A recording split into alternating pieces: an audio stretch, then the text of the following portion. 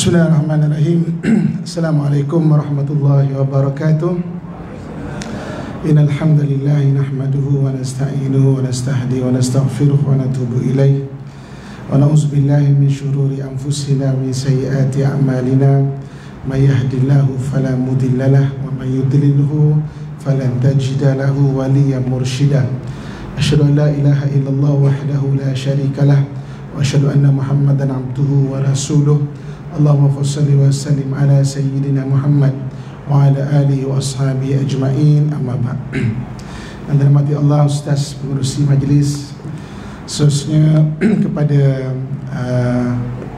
Nazir Masjid, seterusnya kepada ahli jawatan kuasa, Tuan Imam, Tuan Bilal, seterusnya kepada para ustaz, para ustazah, tuan-tuan haji, puan-puan hajah, seterusnya kepada seluruh ibu-ibu, akak-akak, ayah-ayah, abang-abang, serta adik-adik yang saya sayangi dan saya doakan yang kebaikan sekalian. Pertama, syukur kepada Allah Subhanahu wa taala dengan limpahan kurnia dan rahmatnya pada malam yang berbahagia ini dapat sama-sama kita sulamkan malam ini dengan majlis ilmu, dan mudah-mudahan sedikit akan kita kongsi beri manfaat kepada kita, dapat kita jadikan satu ilmu yang berguna dalam usaha kita untuk terus mengabdikan diri kepada Allah Subhanahu wa taala, insya-Allah. Tuan-tuan muslimin dan muslimat rahmatullah sekalian, tajuk kita mengenai Syaban dan terus ke Ramadan. Apa persediaan kita? Jadi pejam celik ni dah masuk ke Syaban dan hampir melalui Ramadan. Ketika nak masuk pada bulan Ramadan ini, ada satu hadis Nabi SAW, walaupun hadis ini perawiannya tidak kuat, tetapi ulasan-ulasan daripada hadis-hadis yang lain boleh dibacakan untuk fadail amal ataupun untuk kelebihan merangsang kita membuat amalan. Dalam satu hadis Nabi SAW menyebut bahawa lau ta'lamu ummati ma fi Ramadan, kalau umatku tahu apa yang ada pada Ramadan, la tamannau an takuna likulli sanati Ramadan, maka dia akan berharap setahun penuh tu menjadi Ramadan. Kalau umatku tahu apa yang ada pada Ramadan, dia akan mengharapkan setahun penuh tu Ramadan. Macam tuan-tuan sekalian, setahun berpuasa, boleh? Hijau ke muka? Okey. Tapi sebenarnya bukan puasa itu apa yang ada pada Ramadan. Jadi malam ini kita nak cerita apa yang ada pada Ramadan. Barangkali kita telah tahu. Kalau tahu, sebagai ulang-ulangan buat kita. Kalau belum tahu, sebagai ilmu baru buat kita, mudah-mudahan memberi manfaat. Okey, kita terus pada yang pertama. Apa yang ada pada Ramadan? Tuan-tuan sekalian, yang pertama yang ada pada Ramadan adalah puasa. Ustaz, itu semua orang tahu. Okey, bulan Ramadan kena berpuasa. Apa beza puasa pada bulan lain dan puasa pada bulan Ramadan? Tuan-tuan sekalian, kita selain daripada bulan Ramadan, bulan yang wajib kita berpuasa, bulan lain juga ada puasa-puasa yang lain. Kita ada puasa Isnin dan Khamis. Kita ada puasa putih pada bulan mengambang tu. Kita ada puasa secara Nabi Daud. Puasa Nabi Daud ni, hari ni puasa, esok berbuka. Hari ni puasa, esok berbuka. Hari ni puasa, esok berbuka. Itu puasa Nabi Daud. Dan kita ada berbagai-bagai puasa lagi. Tetapi perbezaan antara puasa pada bulan Ramadan dengan puasa pada bulan-bulan yang lain, pada bulan Ramadan kita berpuasa bukan saja mendapat pahala berpuasa, dalam waktu yang sama dapat pengampunan. Ini beza dia. Bulan lain berpuasa, tapi Ramadan Allah jamin siapa yang berpuasa pada bulan Ramadan akan diampunkan dosa-dosa yang telah lalu. Ini berdasarkan hadis Nabi SAW. Man shama ramadana imanan wa ihtisaban ghufira lahu ma taqaddama min dhanbi. Barang siapa yang berpuasa pada bulan Ramadan dalam keadaan dia beriman dan mengharap-harap akan kelebihan ataupun mengharap Allah sebagai rahmat, maka diampunkan dosanya yang telah lalu. Tuan-tuan sekalian, kita ni apabila berlalu umur, naik umur, secara fitrahnya sebagai orang Islam, kita suka nak beramal. Secara fitrahnya, dulu mungkin kita tak semayang, sekarang mungkin dah semayang. Dulu mungkin dah baca Quran kurang, sekarang mungkin dah rajin baca Quran. Dulu mungkin bersedekah kurang, sekarang mungkin dah bersedekah, buat wakaf sana sini dan sebagainya. Itu fitrah manusia. Tapi ada satu benda yang sepatutnya kita buat, kebanyakan orang terlepas pandang. Apa dia? Bertaubat. Kalau kita perasan, semakin berumur, kita semakin nak buat amalan, tapi kita terlupa kadang-kadang. Ni cerita orang kat Baghdad Ini bukan kat sini tau. Dia terlupa untuk minta ampun kepada Allah Subhanahu Wa Taala. Jadi Nabi tahu benda ini. Nabi pohonkan kepada Allah untuk Allah rahmati umat Muhammad.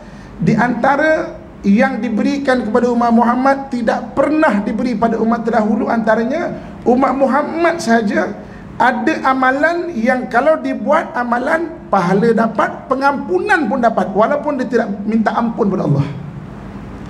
Antaranya bulan Ramadan. Antaranya kita buat haji tak minta ampun pun Allah ampunkan dosa. Itu kelebihan umat Muhammad. Umat lain dia beramal dapat pahala, tak minta ampun, dosa tetap ada. Umat lain. Umat Muhammad puasa, tak minta ampun, dosa pun Allah ampunkan. Itu kita kena berterima kasih dengan Nabi. Sebab tu berselawat dengan Nabi itu bukan saja berselawat, berterima kasih kepada Nabi. Kerana itu permintaan Nabi untuk Allah rahmati kita dan Allah bagi. Umat Muhammad umur dia tak panjang, tak panjang dibanding umur umat terdahulu. Umur umat Muhammad, kata Nabi SAW, baina sittin wa sab'in, lingkungan 60 ke 70 tahun. Jarang-jarang lebih daripada lebih macam umat terdahulu. Umat Nabi Nuh 1000 tahun umur, 1500 tahun umur. Jadi maknanya kadang kita gairah nak buat amalan, tapi kita lupa nak bertaubat. Jadi pada bulan Ramadan ni dia ada puasa. Lebihnya puasa tu adalah Allah bagi pengampunan pada kita. Tuan-tuan silang pahala puasa tinggi. Kalau orang yang berpuasa dia tak menjaga adab puasa, pahala puasa dia susut. Pengampunan tak susut. Kan kita masih dengar ustaz-ustaz kita ceramah, jaga puasa nanti pahala. Tapi kalau tak jaga kan, mana pahala kita mana susut. Sampai ada orang yang dia berpuasa tapi tak dapat pahala langsung, seolah-olah dia lapar dan dahaga saja. Dia tak jaga adab puasa, tapi pengampunan tak ada. Pengampunan tetap dapat. Itu lebihnya bulan Ramadan. Sebab tu kita nak menghadapi Ramadan ni, kita kena ini satu kelebihan Ramadan. Maknanya yang pertama, dia ada pahala, dalam waktu yang sama ada pengampunan dari Allah Subhanahu Wa Taala. Itu yang Nabi sebut, kalau makku tahu apa yang ada pada Ramadan, dia mengharapkan setahun tu jadi Ramadan, setahun tu ada kelebihan Ramadan. Yang kedua, apa yang ada pada Ramadan? Yang kedua, bulan Ramadan bulan penuh keberkatan. Kita biasa dengar benda ni. Tapi berkat-berkat ni benda apa?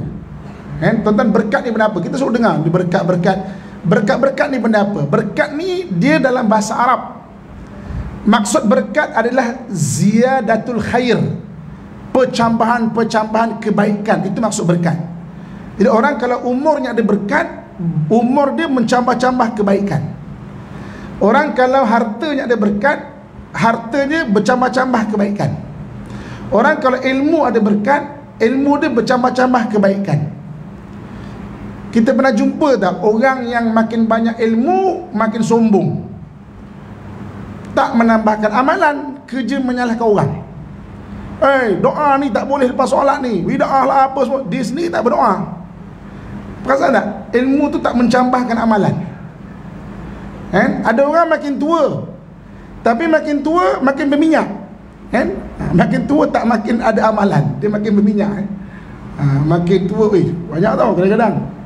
Makin tua sebab dia, kita kan kata orang putih kan, umur bermula 40 tahun kan. Ketika 40 tahun tu kita dah ada kemampuan, kita mula explore tau diri kita ni. benda yang kita tak pernah terfikir, kita dah ada kemampuan, kita start explore diri. Kalau tak kena cara dia, orang tersesat dalam diri sendiri. Ni banyak start explore. Dulu kaki masjid ada kemampuan jadi kaki motor pula, pandang sana sini kan. Dia start explore diri dia tu. Jadi maknanya keberkatan. Berkat-berkat ni apa? Berkat-berkat ni ziyadatul khair, pencambahan kebaikan. Untuk kita mudah faham, saya nak bawa satu cerita. Tentang Syilan ni. Satu hari saya biasa bawa orang pergi Palestin. Tiap bulan ada pergi. Kan? Kalau tak saya, rombongan saya ataupun anak murid saya tolong bawa pimpin jemaah ke sana.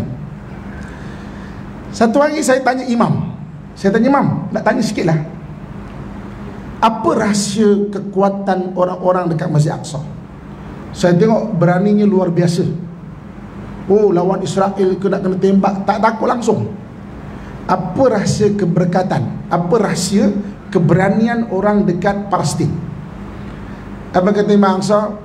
Tak ada apa-apa pun, tapi sebab keberkatan tanah Baitul Maqdis itu menjadikan orang berani. Keberkatan tanah tu jadi orang jadi berani. Jadi satu hari tuan-tuan sekalian, saya ada rombongan nak pergi ke sana. Dan ketika tu dalam 2000 awal 2012 2013 macam tu lah. Ketika itu perang macam ni lah, perang macam ni. Hampir semua jemaah tak berani nak pergi. Ustaz, kita cancel je lah Ustaz, tak boleh, tak berani, takut lah apa semua. Saya kata perang tu di Gaza jauh, dengan Jerusalem, dengan Baitul Maqdis jauh. Tak berani lah Ustaz. Saya kata tak apalah, kalau tak nak ikut tak apa, tapi sebab memang dah nak terbang, saya dah bayar tiket kapal terbang, booking hotel semua saya dah buat. Jadi pemulangan tak ada. Akhirnya semua bincang-bincang, semua kata macam makcik pun semua kan, kata boleh lah, kita pergilah, tapi Ustaz jaga tau. Ya, saya jaga insyaAllah kan. Kita pun pergi terbang. Ketika terbang pergi, waktu memang tengah perang, ketegangan dekat Gaza memang sangat tegang lah, melimpah sampai dekat Jerusalem. Nak senang faham Gaza dengan Jerusalem ni macam Perlis Kuala Lumpur, jauh. Nak senang faham, mana ke Kuala Lumpur jauh. Jadi ketegangan tu melimpah sampai Jerusalem. Jadi sampai ke sana memang tegang lah juga, tapi tak adalah sampai macam perang betul. Saya tengok makcik-makcik yang kata, Ustaz, kita batalkanlah jauh Ustaz ya kan. Tengok kat sana, dia kat barisan hadapan tu yang Israel tak apa dia cakap, semua tak tahu. Tahu orang Israel itu faham ke tak, saya pun tak tahu. Tapi dia kat depan tu, makcik berani kan makcik? Tak tahulah Ustaz. Saya geram kita Ustaz kat Israel Ustaz. Geram. Saya teringat Imam Aqsa kata, rupanya betul, tanah Palestin tu menjadikan orang berani. Berkat barakah tanah tu. Barakah tanah, kan Allah sebut sini, allazi barakna haulahu tu kan, berkati sekeliling Baitul Maqdis tu. Antaranya jadikan orang memang tanah syahid situ tu. Sebab tu kalau kita baca, Palestin adalah tanah peperangan kerana agama sejak dulu sampai hari kiamat. Besok perlawanan antara orang beriman dengan Dajjal berakhir di situ juga. Sampai sekarang dulu tentera salib bunuh 70,000 orang waktu dekat perang salib kurun ke-12. Sekarang berbanyak dibunuh tu. Sebab apa? Barakah tu. Okey. Balik pada Ramadan. Sebab barakah Ramadan tu menjadikan kita mudah nak buat ibadah. Banyak orang yang tak boleh berhenti merokok, bulan Ramadan boleh stop, walaupun berapa jam tu boleh stop merokok tu. Padahal hari biasa sejam sekali, 2 jam mesti nak merokok kan. Biarlah waktu buka tu, ketika buka semua orang nak sembahyang, warka'u ma'arraki'in, rukuklah kamu bersama orang-orang yang rukuk. Dia merokoklah kamu bersama orang merokok. Rokok dulu kan. Walaupun macam tu, tapi berapa tahan lama tu boleh tahan. Bulan selain Ramadan tak boleh. Sebab apa? Barakah Ramadan tu. Banyak orang nak sembahyang sunat malam susah, Ramadan boleh buat. Banyak orang susah nak sedekah, Ramadan boleh buat.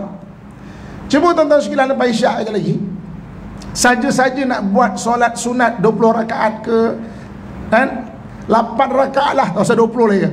Agak boleh buat tak? Susah, tapi Ramadan boleh buat. Barakah Ramadan tu. Itu yang bestnya Ramadan ni. Kalau melimpah barakah tu sampai setahun pun tak apa. Dalam kita jadi mudah untuk beramal ibadah. Itu barakah tu. Bulan berkat. Jadi kita nak beribadah. Macam contoh bumi Mekah. Bumi Mekah ni tempat orang dengan sendiri Allah buka keaiban dia depan mata dia. Mekah tu berasal daripada bakah, iaitu tangisan. Orang ke sana mudah menangis, walaupun ada yang tak menangis, tapi mudah nak menangis. Contoh tuan-tuan sekalian, kenapa kita disuruh menziarahi orang-orang alim? Kan ada barakah menziarahi orang-orang alim. Kalau kita perasan, kita ziarah orang-orang alim, satu benda, Allah buka keaiban kita depan mata kita. Bukan pakai bangun orang tau. Kita akan rasa Allah teruknya aku ni. Allah keaiban kita depan mata kita untuk kita baikkan diri. Ziarah orang alim tu, kalau tuan-tuan pergi ziarah orang alim yang betul, orang alim betul ikhlas dan ada barakah kat dia, tuan-tuan akan rasa benda ni. Cuba tuan-tuan pergi orang alim betul-betul alim yang ikhlas. Kita pergi kan, kita jadi macam terus jadi rasa Allah buka keaiban kita depan mata kita. Kita kata Allah aku ni teruknya, tu nak jadi baik. Itu barakah orang alim. Barakah bumi Mekah, orang mudah nak nangis. Ramadan ni mudah ibadah. Ni muslimin dan muslimat rahmatullah sekalian. Okey, itu yang kedua. Maknanya pertama dia ada puasa, yang kedua dia ada barakah. Yang ketiga, kalaulah umatku tahu apa yang ada pada Ramadan, maka dia akan mengharapkan seluruh tahun itu menjadi Ramadan. So, apa yang ada pada Ramadan? Yang ketiga, iaitu yang ada pada Ramadan, wasuddifati syayatin. Syaitan-syaitan itu diikat. Syaitan itu diikat. Tuan-tuan sekalian, syaitan ni apa Kita berkenalan sikit dengan syaitan ni, supaya kita tak cinta. Kita tahu, kita kenal tahu jahat dia, kita tak cinta. Orang Melayu kata kenal maka tak cinta kan. Ini kenal maka tak nak cinta dia, maka kita nak jauhi dia. Syaitan ni kana minal jin. Syaitan ni daripada jin. Dia daripada jin. Okey. Dulu sebelum wujudnya manusia kat dunia ni memang telah ada. Antara yang menduduki dunia ini adalah jin. Jin ni dia dicipta daripada api. Malaikat dicipta daripada cahaya. Jadi unsur jin dengan malaikat ni hampir sama. Sebab tu dia orang boleh tengok sesama dia orang. Kita punya unsur ni lebih kasar. Kita ni daripada tanah. Sebab tu kita tak nampak syaitan, kita tak nampak malaikat, sebab unsur berbeza. Kita lebih kasar. Kalau ada satu tong besar ni, besar macam meja ni, tuan-tuan ambil 1000 lampu suluh, tuan-tuan suluh dekat dalam tong ni, cahaya tu muat 1000 lampu suluh dekat satu tong, cahaya tu muat. Satu tong macam ni nak bubuh 1000 orang, muat tak? Tak muat kan? Sebab kita daripada tanah, kita lebih kasar. Jadi kita takkan nampak dia, kecuali Allah buka lah hijab, kita akan nampak. Susah nampak dia, malaikat ataupun jin. Kita boleh rasa, sebab dia daripada api, kita daripada tanah, kita sejuk. Itu yang kalau tiba-tiba kan meremang kan meremang kan, sebab unsur tu beza. Okay. Jadi syaitan ni kana minal jin. Daripada jin ni ada satu jin. Saya nak cakap orang ke ekor ke saya tak tahu. Seekor jin ke, seorang jin ke, sekeping jin ke, seketul ke. Jadi ada satu jin je lah ya. Penjodoh bilangan dia apa, tolong nanti cikgu bahasa Melayu tolong beritahu saya apa penjodoh bilangan bagi jin. Okay. Ada satu jin, nama dia Azazil. Okey. Il ni makna Tuhan. Kalau kita tengok nama-nama lama, nama malaikat, Jibrail, Mikail, Israfil, Izrail. Il ni Tuhan. Azaz ni yang mulia, makna kemuliaan Tuhan. Nama dia tu kemuliaan Tuhan. Okey, Azazil. Ada tu jin nama dia Azazil. Dia ni memang sangat-sangat beribadah sampai dia ni diletakkan sama-sama dengan para malaikat. Maka sampai satu ketika Allah Subhanahu wa taala berfirman, surah Al-Baqarah 30, Wa idh qala rabbuka lil malaikati inni ja'ilun fil ardi khalifah. Ketika Allah berkata kepada malaikat, aku nak jadikan di muka bumi ini khalifah.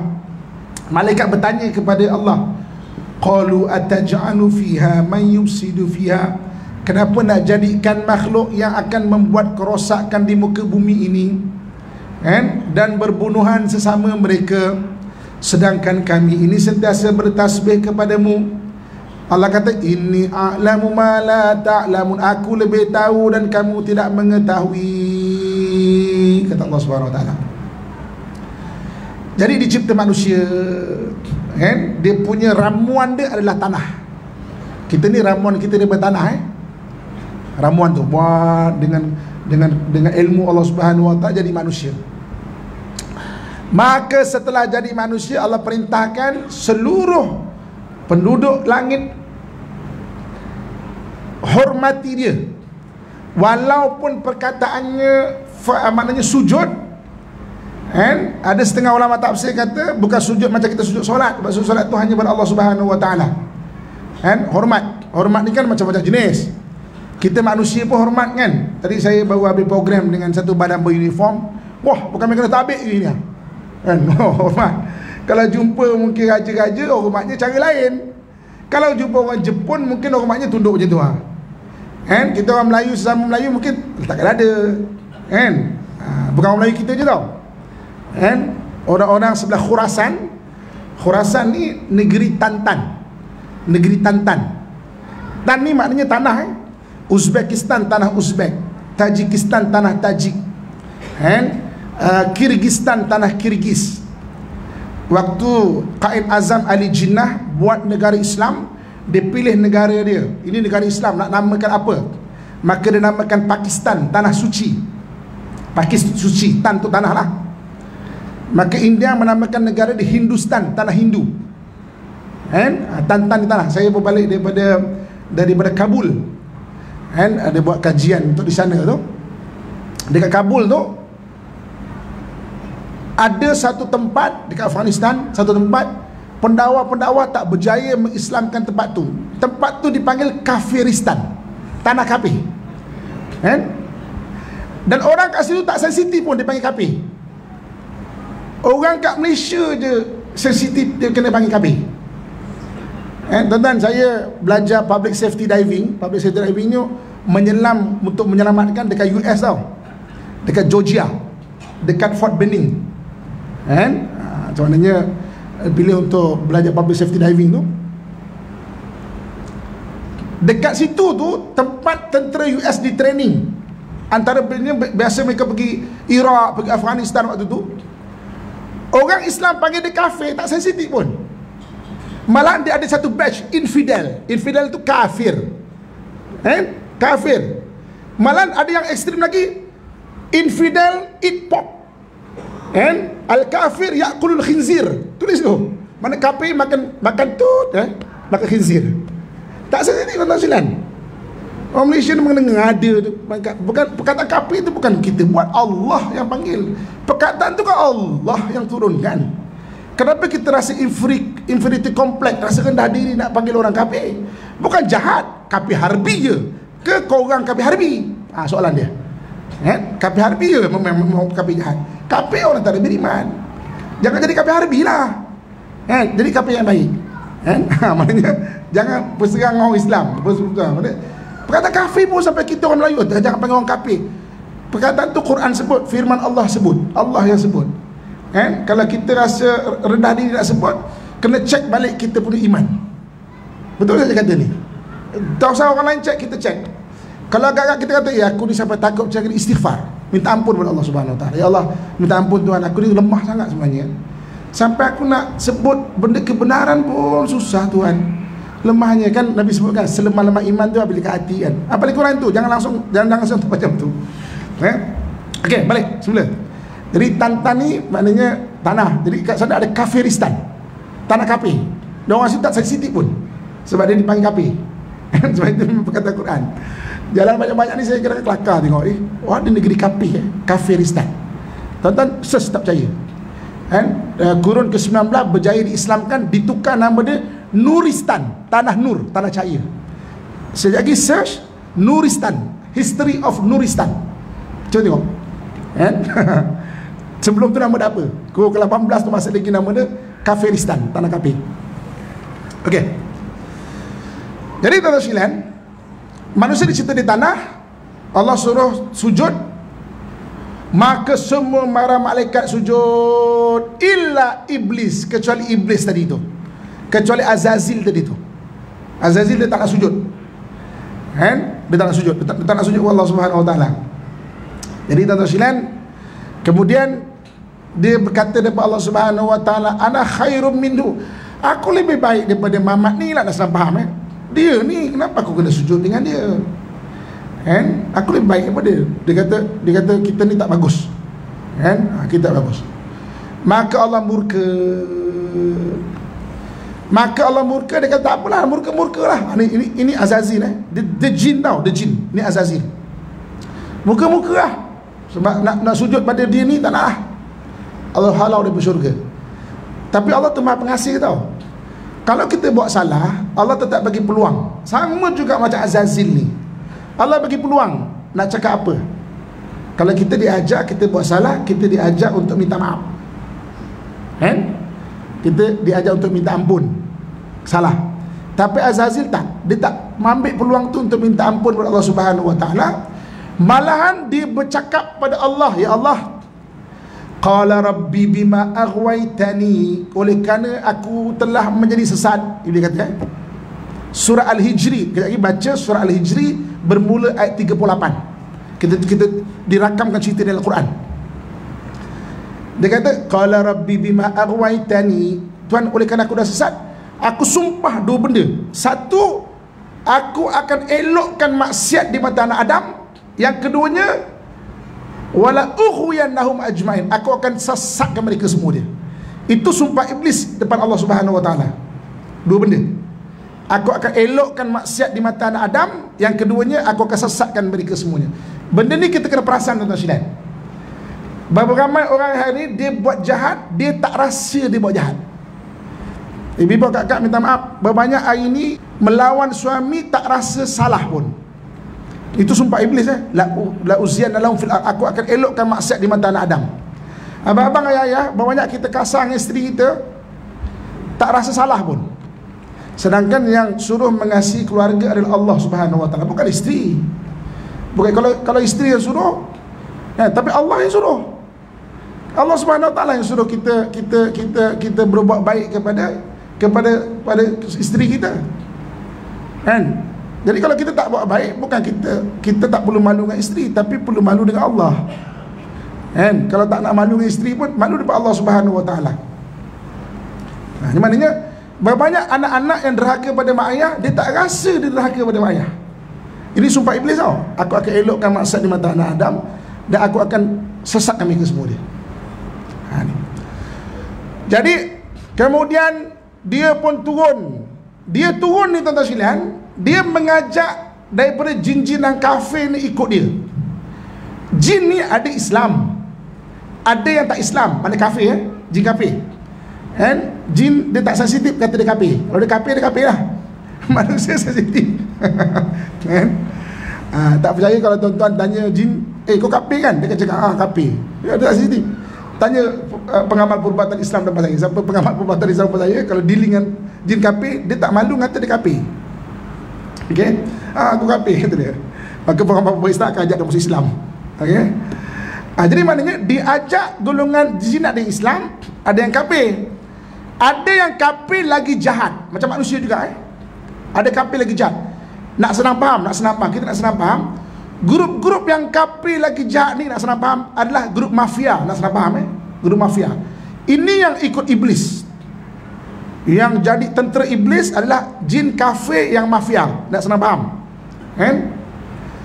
Jadi ketika bulan Ramadan, hadiah kepada umat Muhammad yang ketiga adalah wasuddifati syayatin, setan-setan diikat.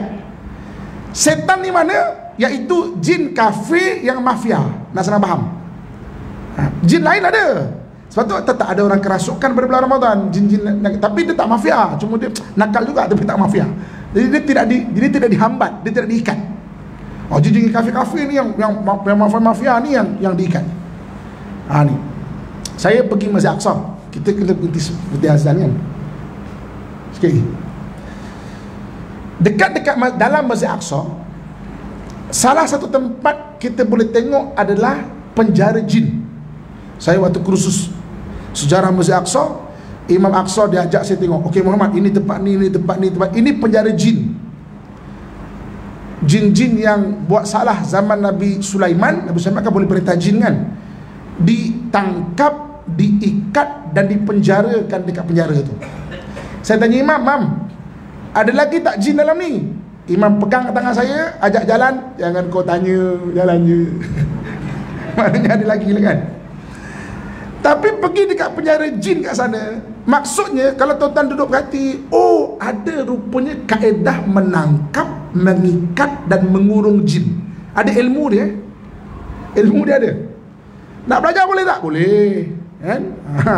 Boleh nak belajar dengan pengamal-pengamal protes Islam sampai depan-depan saya ni kan, yang mungkin dah belajar dan tahu. Rupanya boleh. Dan bulan Ramadan Allah kata, Nabi SAW sebut wasuddifati syayatin, jin-jin ni diikat. Jadi apa kelebihan diikat? Sebab ikat ke tak ikat ke, ada orang sama je. Sebab apa? Sebab dia tu dah jadi jin. Sebab tu sama je. Dia dah jadi macam setan. Sebab tu sama je. Allah SWT pernah beritahu. Allah katakan, Kul a'udhu birabbin nas, malikin nas, ilahin nas, min syarril waswasil khannas, alladhi yuwaswisu fi sudurin nas. Sambung ayat tu. Minal jin nanti wanas. Ada golongan manusia tapi macam setan. Ada. Minal jin nanti wanas.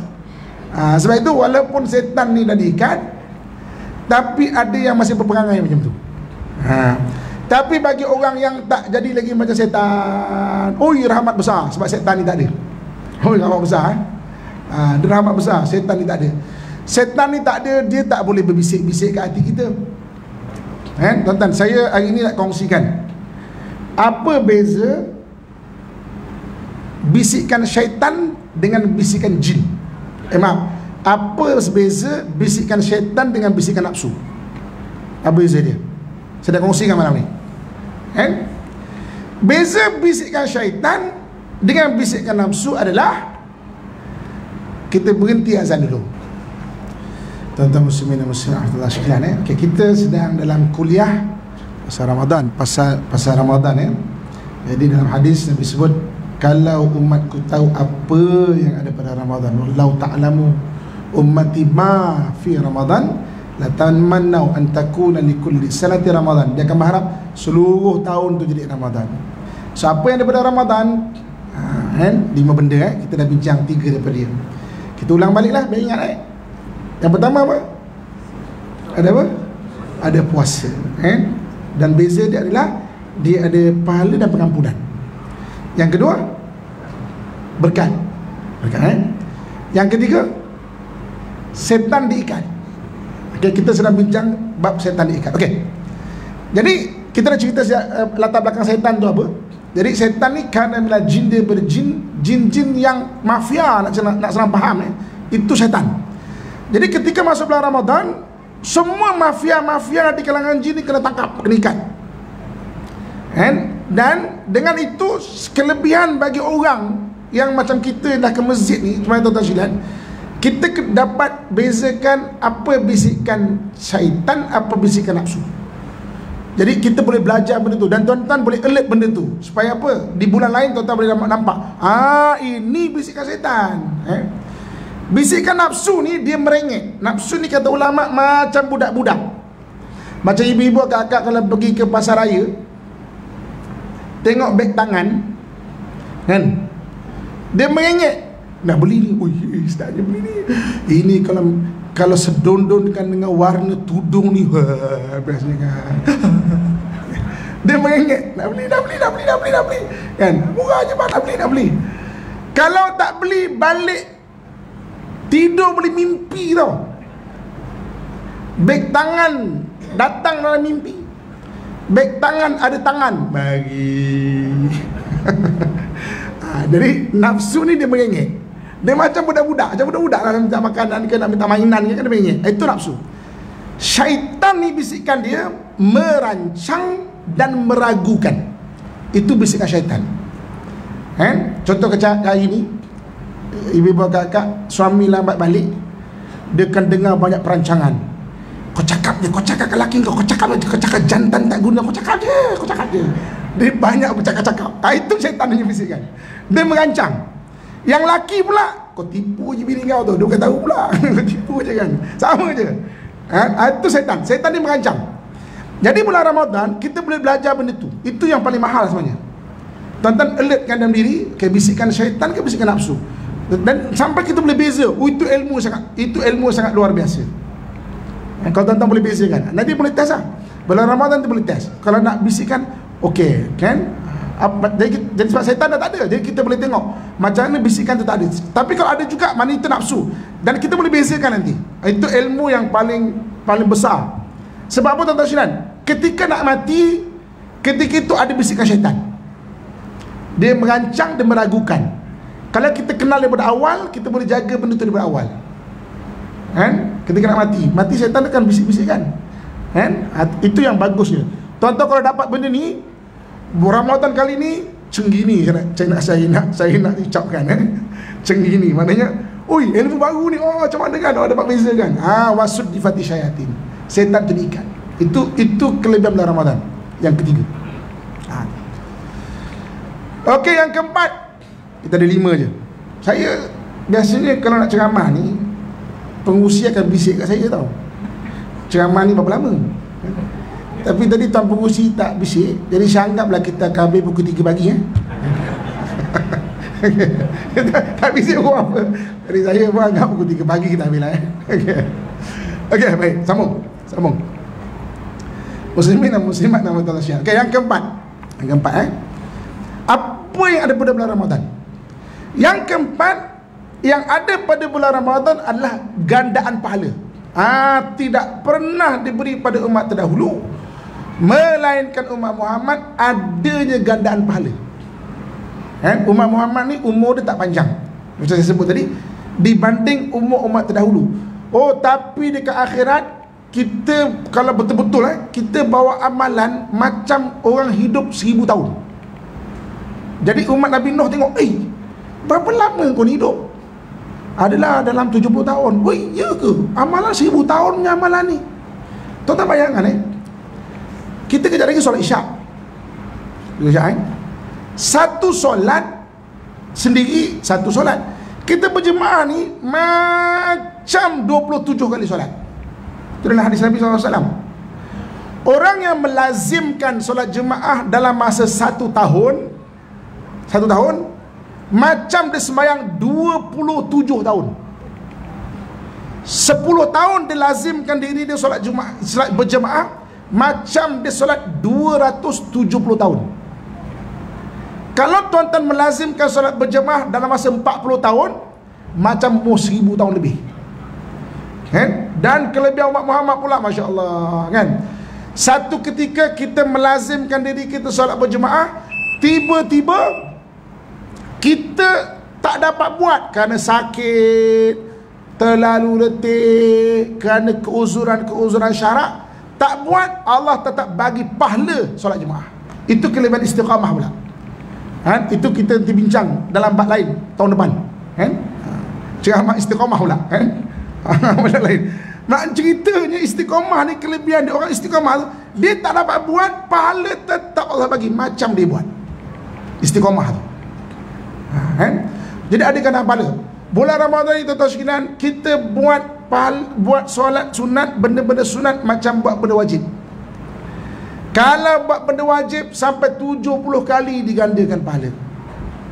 Puasa kita sahaja digandakan sampai macam 700 hari. Kemudian susut mengikut adab kita jaga puasa itu ataupun tak, digandakan. Itu bulan-bulan, itu belum lagi Lailatul Qadar. Lailatul Qadar ni, takrifan Lailatul Qadar, satu malam yang ada kelebihan. Kalau kita buat apa-apa amalan, digandakan macam 1000 bulan. 1000 bulan ni 83 tahun 4 bulan. Dia bermula maghrib sampai ke subuh. Kan? Dia mula maghrib sampai ke subuh. Ya, orang pukul 2 pagi nampak, oh ni orang dulu kan pengalaman tu. Saya tak tahu orang baru ada tak pengalaman. Nampak langit tu macam rendah. Orang tu cerita air tu jadi sejuk keras lah, macam air batu lah. Tu orang tu cerita. Orang tu dulu kita cerita. Dia melalui dia, kan? Sebab mungkin dia ikhlas kan. Kita berhati ni bercakap-cakap bekerja. Sebab tu lah tak ditunjukkan muda je tu, kan? Itu adalah kelebihan Allah nak tunjuk kat mereka dua orang tu lah. Tapi kelebihan Ramadan bermula maghrib sampai ke subuh. Jadi kalau anda kata, abang-abang, akak-akak, ayah-ayah, adik-adik sekalian, solat tarawih malam tu macam solat tarawih 1000 bulan. Sebab tu 10 malam akhir kena banyakkan lagi ibadah. Kalau baca Quran macam baca Quran 1000 bulan. Ibu-ibu, akak-akak uzur, alah Ustaz tak dapat pahala solat tarawih, tak apa, masak sahur macam masak sahur 1000 bulan. Kalau gantung langsir ada pahala, dapat pahala gantung langsir 1000 bulan. Besok berbual-bual kita di syurga kan, mudah-mudahan. Orang Syria jumpa kita, awak daripada mana? Di Malaysia, daripada Shah Alam. Oh, Shah Alam, man. Wah, awak daripada mana? Saya di Syria. Ush, macam mana boleh masuk syurga? Oh, saya syahid dekat Syria. Hebatnya awak. Awak daripada Palestin. Oh, saya pun syahid. Hebatnya awak. Awak masuk syurga sebab apa? Jangan tanyalah, malulah. Alah, tak apalah, kita dekat syurga. Saya dapat pahala gantung langsir 1000 bulan. Jadilah tuan-tuan sekalian, janji masuk syurga. Apa-apa amalan? Oh, Masya Allah, ada kan amalnya. Itu ada bulan Ramadan, kan? Jadi sebab itu, kalau anda kata kita pun duit tak banyak nak bersedekah, kan? 10 akhir sedekah. Dia tak mesti banyak ke tidak, janji amalan tu ada 1000 bulan. Malam tu katakanlah ibu-ibu kakak, kita solat tarawih kan, cuba, walaupun kita ni janganlah nak bersunah serban ke semua kan, tapi cuba 10 Ramadan tu cuba buat. Pakailah pakai serban ke. Yang tak pakai cincin kan, saya pun jangan pakai cincin. Siapa-siapa yang dah pakai cincin, niatkan saja pakai sunnah. Niatkan saja pakai sunnah. Boleh pahala sunnah pakai cincin. 1000 bulan. Tak pernah diberi pada umat terdahulu kecuali umat Muhammad saja ada pahala tu. Gandaan pahala bulan Ramadan. Oh, sebab itu kena latih. Baca Quran kena latih. Bulan Syaban ni, puasa-puasa pun maksudnya sedekah dah kena latih-latih, supaya bulan Ramadan tu full swing. Sebab apa tuan-tuan sekalian? Sebab belum tentu Ramadan tahun depan tu jumpa. Itu sebab dia. Tak ada seorang pun boleh jamin. Saya hari ni tuan-tuan sekalian tengok dekat WhatsApp group lah, orang kongsi-kongsi gambar orang aksiden hancur, meninggal. Saya faham benda tu. Sebab saya 2018 tuan-tuan sekalian, saya pada aksiden berat. Orang tua-tua kata mujur hidup dia. Patah semua ni lah. Saya bawa kereta baik-baik, bas terbabas kat bahu jalan, dia panik, dia tarik lebih, masuk jalan saya ni, langgar 3 kereta, belakang banyak yang meninggal. Saya patah habis ni, ini patah sini, patah rusuk 2. Kepala tu nasib baiklah ada apa nama, ada airbag tu kan, tidak pun syukur, Alhamdulillah, Allah bagi peluang lagi.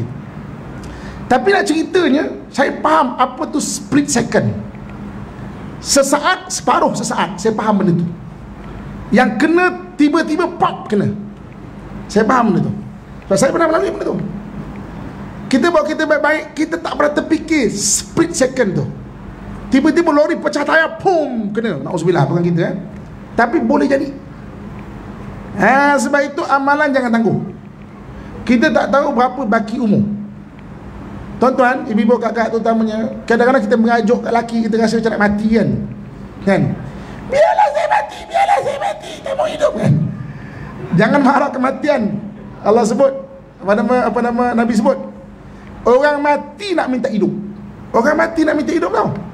Quran sebut, kan? Macam mana? Rabbana absarna wa sami'na farji'na na'mal salihan inna muqinun. Tuhan, boleh tak kami dah dengar, kami dah melihat apa akhirat, balikkan kami sekejap. Nak amal soleh, kami nak buat amalan soleh. Kami dah yakin. Orang mati nak minta hidup. Kita orang hidup jangan minta mati. Kan? Kita minta husnul khatimah. Kan? Jangan maju-maju dengan lelaki kau biar mati lah macam ni, biar mati lah macam ni. Jangan jangan macam tu kak. Pujuk hati. Saya nak bagi satu iklan. Kita hidup ni jangan cari puas hati, kita kena cari ubat hati. Kita cari puas hati, kita takkan pernah puas hati.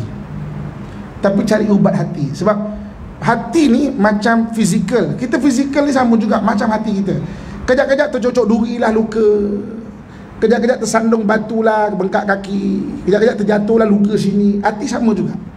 Cuma luka dia kat dalam, kita tak nampak. Kan? Kalau luka kat luar nampak. Sebab itu hidup kena cari ubat hati, jangan cari puas hati. Kita takkan pernah puas. Kan? Jadi sedas ubat. Cari ubat hati. Ubat hati tu apa? Ceramah lagi 2 tahun depan. Apa tu ubat hati? Alah, tuan-tuan boleh search lah. Apa tu ubat hati? Baca Quran dengan makna dia. Itu sebagai ubat hati kita. Zikir, itu ubat hati. Ibu-ibu, kakak, ayah, abang, hari-hari kena cari ubat hati. Kalau tak, kita akan makin sakit, makin sakit, makin sakit. Itu Allah sebut fi qulubihim maradun. Kalau tak cari ubat hati, dalam hati mereka ada penyakit, fazadahumullahu marad. Allah tambah lagi sakit. Lagi sakit, lagi sakit, lagi sakit. Kan? Kalau nak cerita sakit hati ni memang tak pernah habis. Saya sebelah ofis saya tu kan ada restoran. Kadang-kadang habis kerja ke, ada penat kerja ke, saya turun, saya minum dekat restoran tu. Kadang-kadang nampak Pak Haji ni, saya suka menyapa. Satu hari tu saya menyapa satu orang Pak Haji. Assalamualaikum Ji. Selalu nampak minum kat sini ya. Barangkali dia tarik, dia sedap barangkali. Tiba-tiba dia melihat saya dengan muka yang penuh beremosi. Kan? Tak adalah Ustaz. Umur macam sekarang ni minta air pun kena marah. Agak jangan buat macam tu kat lelaki yang siap. Kat lelaki kan. Kadang-kadang masuk pintu je dah warning dulu. Jangan nak minta air, kita dah penat dah ni kan. Sial lagi kan. Ada keluar pergi minum kat luar tu. Okey. Jadi maknanya hidup ni jangan cari puas hati. Kita tak nak puas. Kita kena cari ubat hati. Jadi ubat hati kita senang tenang lah ya. Ubat hati. Okey. Itu yang keempat. Iaitu ada, maksudnya gandaan pahala. Okey. Dan yang terakhir, yang kelima apa daripada bulan Ramadan? Kita ulang balik. Panjang-panjang ceramah ni, ingatnya tak kan? Yang pertama apa? Ada puasa. Yang kedua, berkat. Yang ketiga, setan diikat. Yang keempat, gandaan pahala.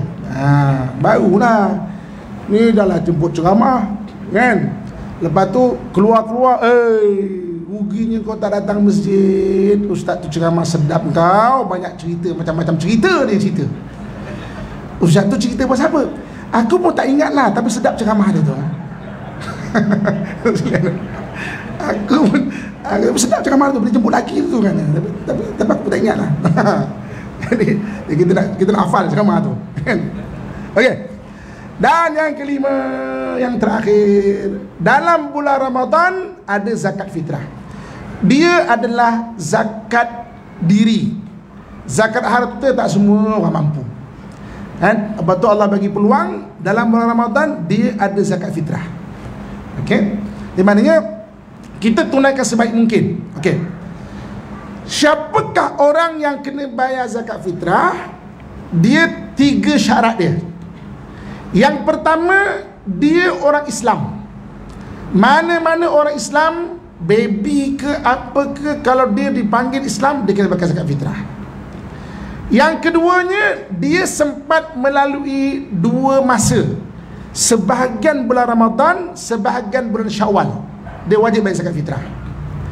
Jadi kalau orang dia lahir pada 30 Ramadan, Maghrib 7.30 contoh, dia lahir pukul 7, lahir, kemudian dia lahir, dia hidup sampai malam raya, sampai mana dia kena bayar zakat fitrah. Kalau isteri kita lahirkan anak sempat melalui dua masa. Kerana anak tu ditarikkan anak Islam, sebahagian bulan Ramadan, sebahagian bulan Syawal, dia wajib bayar zakat fitrah. Kalau dia lahir malam raya, dia tak wajib bayar, sebab dia tidak melalui dua masa. Dia lahir malam raya, kita namakan adalah Syawal ya, maka tak bayar zakat fitrah. Orang yang meninggal malam raya, nauzubillah, aksiden malam raya, kena pastikan saudara mara dia bayar zakat fitrah ke belum, sebab dia sempat melalui bulan Ramadan, sempat melalui bulan Syawal. Kalau meninggal Ramadan, tak wajib bayar zakat fitrah. Tapi kalau dah bayar, bagus, tapi hukum tak wajib. Okey, sebab melalui dua masa. Nikah hari terakhir bulan Ramadan, suami kena bayar zakat fitrah. Nak jimat, pak malam raya lah kita nikah, suami selamat. Bapak mutu kena bayar zakat fitrah. Sebab tanggungan dibagi pada malam raya tu. Sebab melalui dua masa. Okey. Syarat yang ketiga, dia mampu, takrifan mampu pada malam raya dan siang dia ada makanan, pakaian, tempat tinggal. Walaupun minimum, maka dia kena bayar zakat fitrah. Sebab tu kalau orang yang malam rumah dia terbakar, petang Ramadan tu terbakar rumah, pakaian tak ada, memang harta pun tak ada, malam raya dan siang dia memang langsung ada harta, maka dia tak bayar zakat fitrah. Jadi syarat dia minimum sebab apa? Supaya kita semua mampu bayar zakat fitrah. Ada kelebihan pula zakat fitrah tu. Zakat tu ada kelebihan dia. So, rukun Islam kan, at least semua kita menunaikan rukun Islam, zakat tu.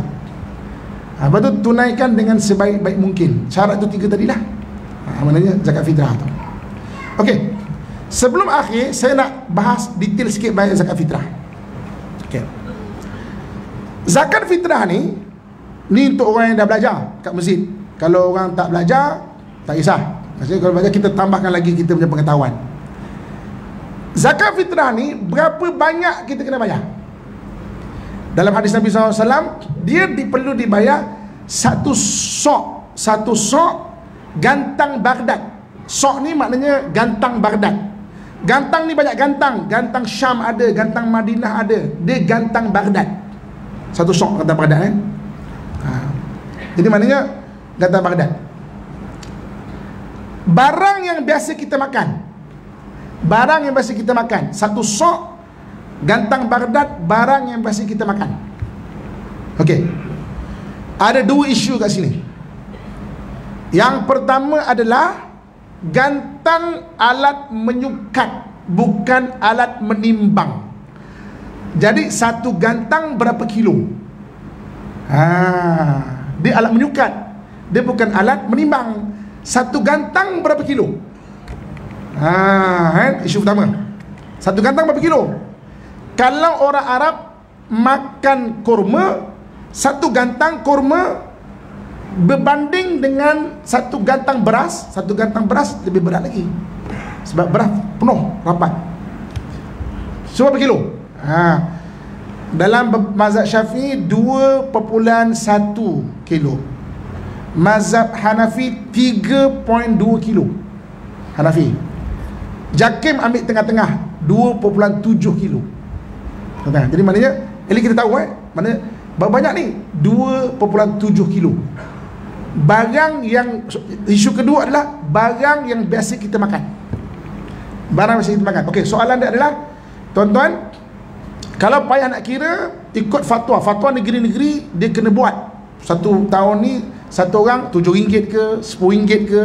Ada setengah negeri dia bagi ratio RM7, RM10, RM15. Contoh, dia ada bagi 3 harga. Mana datang 3 harga ni?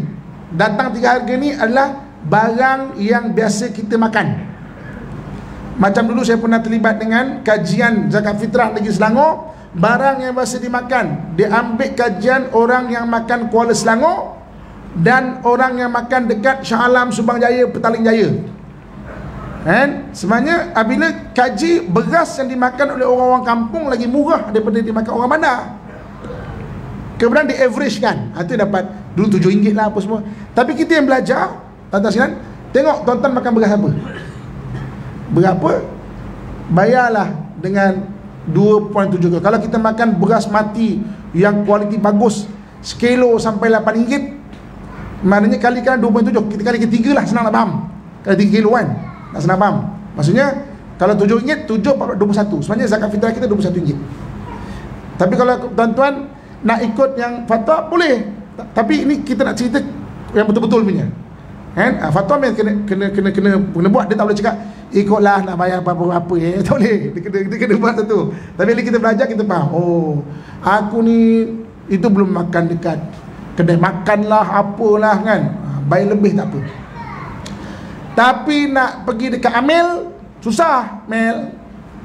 Pak Amil ya, saya ni zakat saya RM18, resit ni RM7, macam mana?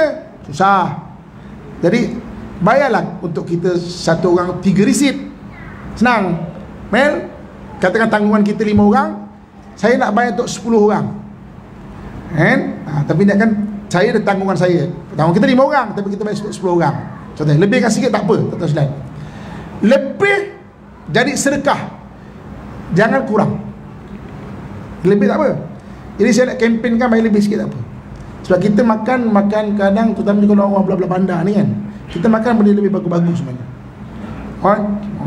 Sekali makan kat kedai, berapa tu saya makan kat kedai. Lepas tu zakat fitrah nak berkira setahun sekali, malulah kan.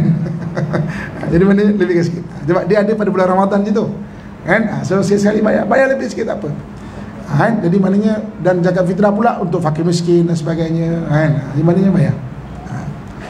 Habis sebab kita ni kan, kita cerita 5 bab saja apa yang ada pada Ramadan kan. Tak jadilah habis pukul 3 pagi sebab dah habiskan cepat. Okay. Jadi maknanya dalam hadis Nabi SAW, Nabi sebut, lau ta'lamu ummati ma fi Ramadan, kalau umatku tahu apa yang ada pada Ramadan, dia akan mengharapkan setahun itu jadi Ramadan. Apa yang ada pada Ramadan? 5 benda. Yang pertama, dia ada puasa. Kelebihan puasa bulan Ramadan lebih besar, lebih keampunan. Yang kedua, dia ada berkat. Yang ketiga, dia ada setan terikat. Yang keempat, dia ada gandaan pahala. Yang kelima, zakat fitrah. Okey, lulus semua, boleh berhenti. Okay, boleh berhenti. Okey, sekian sajalah ya perkongsian kita pada malam ini. Okey, yang baik datang daripada Allah Subhanahu Wa Taala, yang kurang dan lemah itu dari kelemahan diri saya sendiri. Tapi buruk dan baik daripada Allah, untuk Allah menilai mana di antara kita yang paling baik amalannya. Okey, jadi saya mengucapkan selamat menyambut bulan Ramadan dan pun kepada Allah Subhanahu Wa Taala supaya Allah sampaikan kita pada bulan Ramadan. Kita tak tahu ada berapa baki lagi hari ini Allah sampaikan bulan Ramadan untuk peluang beribadah dia. Bulan Ramadan ni pula beribadahlah betul-betul semaksimal yang boleh. Sebab belum tentu Ramadan tahun depan tu jumpa, belum tentu maknanya buat ibadah seperti mana seolah-olah macam Ramadan tak akhir lah sebab betul-betul. Dan mudah-mudahan Allah berkati kita, panjangkan umur, murahkan rezeki, diberikan kesihatan untuk beribadah, dan yang paling penting Allah pimpin hidup kita sampai ke akhirat insya-Allah. Amin ya rabbal alamin. Sekian aku qauli ma sami'tum, astaghfirullah li wa lakum wa lisairil muslimin, fa ya fawzal mustaghfirin wa ya najatat taibin. Assalamualaikum warahmatullahi wabarakatuh. أعوذ بالله من الشيطان الرجيم. بسم الله الرحمن الرحيم. الحمد لله رب العالمين والصلاة والسلام على أشرف الأنبياء والمرسلين وعلى آله وصحبه أجمعين. Mudah-mudahan Allah jadikan saya dan kamu sekalian hamba Allah yang saleh dan salehah, yang sentiasa mentaati perintahnya dan meninggalkan segala larangannya. Ya Allah, ya Tuhan kami, jadikanlah kami orang yang sentiasa bersyukur di atas segala nikmat-Mu ya Allah. Jadikanlah kami orang yang sentiasa bersabar di atas segala ujian daripada-Mu ya Allah. Jadikanlah kami orang yang sentiasa redha di atas segala ketentuan daripada-Mu ya Allah. Jika Engkau matikan kami dalam keadaan beriman dan tanpa sebarang fitnah serta kekecewaan ya Allah. Sudahi hidup kami dengan husnul khatimah ya Allah. Ya Allah, ya Tuhan kami, kasihanilah kami ya Allah. Kasihanilah kami ya Allah. kasihanilah seluruh umat Muhammad ya Allah, terutamanya bagi saudara-saudara kami di Gaza dan Palestin ya Allah. Allahumma rabbana atina fid dunya hasanah wa fil akhirati hasanatan wa qina adzaban nar wa adkhilnal jannata ma'al abrar ya aziz ya ghaffar ya rabbal alamin. Wa sallallahu ala sayyidina wa maulana Muhammad wa ala alihi wa sahbihi ajma'in. Subhana rabbika rabbil izzati amma yasifun wa salamun alal mursalin walhamdulillahi rabbil alamin. Taqabbalallahu minkum minna minkum taqabbal ya karim. Alhamdulillah.